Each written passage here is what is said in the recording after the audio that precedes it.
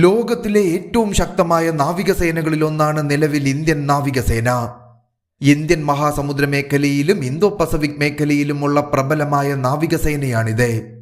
ഭാവിയിൽ ഈ പ്രദേശങ്ങളിലെ ആധിപത്യം നിലനിർത്താൻ ഇന്ത്യൻ നാവികസേനയ്ക്ക് അതിശക്തമായ നിരവധി കപ്പലുകൾ ഉടൻ തന്നെ എത്തിച്ചേരും. ഇന്ത്യൻ നാവികസേനയിലേക്ക് ഉടൻ വരാനിരിക്കുന്ന 5 നൂതന കപ്പലുകൾ നിലവിൽ നിർമ്മാണത്തിന്റെയും രൂപകൽപ്പനയുടെയും വികസനത്തിന്റെയും ഘട്ടത്തിലാണ്.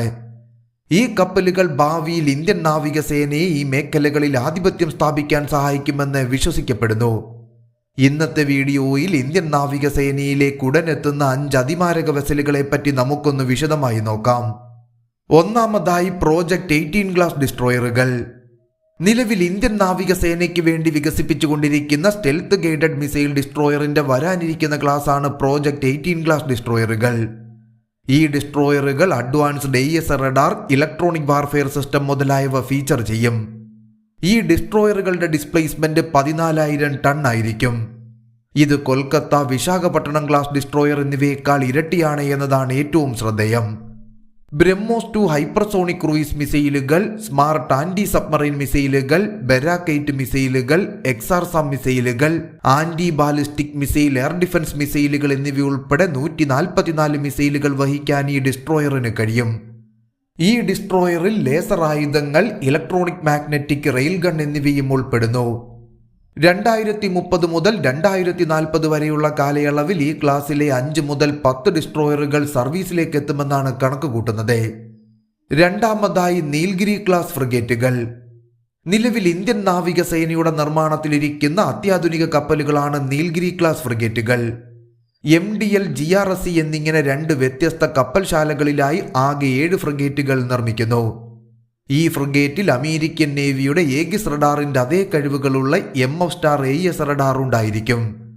32 ബെരാക്കൈറ്റ് എയർ ഡിഫൻസ് മിസൈലുകൾ, 8 ബ്രഹ്മോസ് സൂപ്പർസോണിക് ക്രൂയിസ് മിസൈലുകൾ, 2 RUB-6000 ആന്റി സബ്മറൈൻ റോക്കറ്റ് ലോഞ്ചറുകൾ എന്നിവ ഈ ഫ്രിഗേറ്റിൽ സജ്ജീകരിക്കും.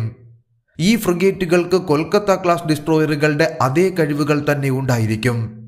ഇവയുടെ ഭാഗമായി എത്തുന്ന എല്ലാ ഫ്രിഗേറ്റുകളും 2024 മുതൽ സർവീസിൽ പ്രവേശിക്കുമെന്ന് വിശ്വസിക്കപ്പെടുന്നു. മൂന്നാമതായി INS വിശാൽ. ഇന്ത്യൻ നാവികസേനയുടെ സൂപ്പർ കാരിയറായി കണക്കാക്കുന്ന വിമാനവാഹിനി കപ്പലാണ് INS വിശാൽ. INS വിശാൽ ഏകദേശം 65,000 ടൺ ഡിസ്പ്ലേസ്മെന്റ് നടത്തുകയും ഇവയിൽ അഡ്വാൻസ്ഡ് ഇമാൽസ് അഥവാ ഇലക്ട്രോ മാഗ്നറ്റിക് എയർക്രാഫ്റ്റ് ലോഞ്ച് സിസ്റ്റവും സജ്ജീകരിക്കും. കൂടുതൽ ഇന്ധനവും ആയുധങ്ങളുമായി വിമാനങ്ങളെ പറന്നുയരാൻ അനുവദിക്കുന്ന കാറ്റോബാർ ഡിസൈൻ ആയിരിക്കും വിശാലിനുണ്ടാകുക. കോംബാറ്റ് എയർക്രാഫ്റ്റുകൾ, UCAVകൾ, ഫിക്സഡ് വിങ് ASW വിമാനങ്ങൾ, അവാക്സ് എയർക്രാഫ്റ്റുകൾ, ഹെലികോപ്റ്ററുകൾ എന്നിവ ഉൾപ്പെടെ 55 വിമാനങ്ങളെ INS വിശാലിന് വഹിക്കാൻ കഴിയും. 2030കളുടെ മധ്യത്തോടെ INS വിശാൽ സർവീസിൽ പ്രവേശിക്കുമെന്ന് വിശ്വസിക്കപ്പെടുന്നു. നാലാമതായി S5 ക്ലാസ് അന്തർവാഹിനികൾ. ഇന്ത്യൻ നാവികസേനയിലേക്ക് ഉടൻ വരാനിരിക്കുന്ന ന്യൂക്ലിയർ പവേഡ് ബാലിസ്റ്റിക് മിസൈൽ അന്തർവാഹിനികൾ അല്ലെങ്കിൽ SSBNകളാണ് S5 ക്ലാസ് അന്തർവാഹിനികൾ. ഈ അന്തർവാഹിനികൾക്ക് അരിഹന്ത് ക്ലാസ് അന്തർവാഹിനികളുടെ ഇരട്ടി ഡിസ്പ്ലേസ്മെന്റ് ഉണ്ടായിരിക്കുമെന്നതാണ് ഏറ്റവും ശ്രദ്ധേയം. അതോടൊപ്പം ഈ അന്തർവാഹിനികൾക്ക് MIRV ശേഷിയുള്ള 16 K6 അന്തർവാഹിനി വിക്ഷേപണ ബാലിസ്റ്റിക് മിസൈലുകളെ വരെ വഹിക്കാൻ കഴിയും. നിലവിൽ ഇത് ഇന്ത്യൻ നാവികസേനയുടെ ഏറ്റവും രഹസ്യമായ പരിപാടിയായി കണക്കാക്കപ്പെടുന്നു. നിലവിൽ പുറത്തുവരുന്ന റിപ്പോർട്ടുകൾ പ്രകാരം മൊത്തം 3 S5 ക്ലാസ് അന്തർവാഹിനികൾ ഇന്ത്യൻ നാവികസേന ആസൂത്രണം ചെയ്തിട്ടുണ്ട്. അഞ്ചാമതായി പ്രോജക്റ്റ് 75 ആൽഫ ക്ലാസ് അന്തർവാഹിനികൾ. ഇന്ത്യൻ നാവികസേനയിലേക്ക് ഉടൻ വരാനിരിക്കുന്ന ന്യൂക്ലിയർ പവേഡ് ആക്രമണ അന്തർവാഹിനി അല്ലെങ്കിൽ SSN ആണ് പ്രോജക്റ്റ് 75 ആൽഫ ക്ലാസ് അന്തർവാഹിനികൾ.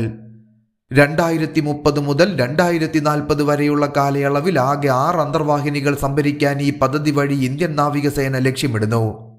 ആദ്യത്തെ 3 അന്തർവാഹിനികളുടെ നിർമ്മാണം 2024 ആരംഭിക്കുമെന്ന് പ്രതീക്ഷിക്കപ്പെടുന്നു. നിലവിൽ ബാബ അറ്റോമിക് റിസർച്ച് സെന്റർ വികസിപ്പിച്ചുകൊണ്ടിരിക്കുന്ന advanced miniature pressurised water reactor ഉപയോഗിച്ചാകും ഈ അന്തർവാഹിനികൾ പ്രവർത്തിക്കുക. ഈ അന്തർവാഹിനികൾക്ക് ഹെവി ടോർപിഡോകളും ഹൈപ്പർസോണിക് ക്രൂയിസ് മിസൈലുകളും വഹിക്കാൻ കഴിയും. ഈ പദ്ധതിയുടെ ഭാഗമായ ആദ്യ അന്തർവാഹിനി 2030ഓടെ സർവീസ് ആരംഭിക്കുമെന്നാണ് പ്രതീക്ഷിക്കപ്പെടുന്നത്.